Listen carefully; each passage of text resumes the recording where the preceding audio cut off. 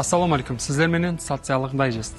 Өткен апта давамында мамлекетimiz социалдык коргоо тарабында бир катар жаңылыклар һәм кең көлөмлүү илажлар болуп өтті. Социалдык коргоо милли агентлиги директору калкаралык миграция шөлкөмүнүн Өзбекстандагы вакилканасынын башчысы Эндрю Грей менен учурашты.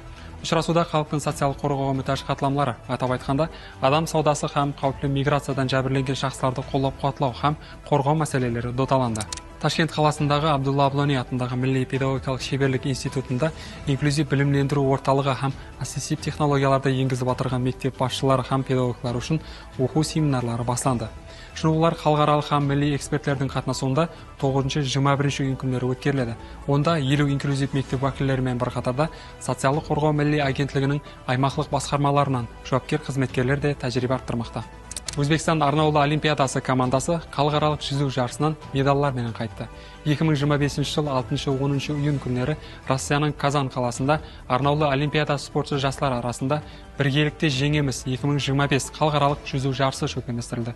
Бұл жарыста Өзбекстан Арнаулы Олимпиада командасы 1 алтын, 2 күміс һәм 3 бронза медалын қолға кіргізді. Самарқанд қаласы инсан социалдык қызметтер орай жанды өткізілген заманауи кәсіптер бойынша оқу курсларын 120 бала табысты тамамлады.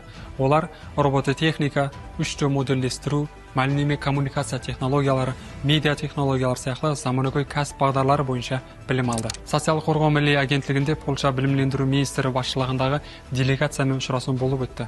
Учурашууда тариптер инклюзив билимлендирүү, майыплуу болгон балалар үчүн шарайытлар жаратуу, педагог һәм ассистенттерди даярдоо, ата-аналарды колдоп кубатлоо маселелери додаланды.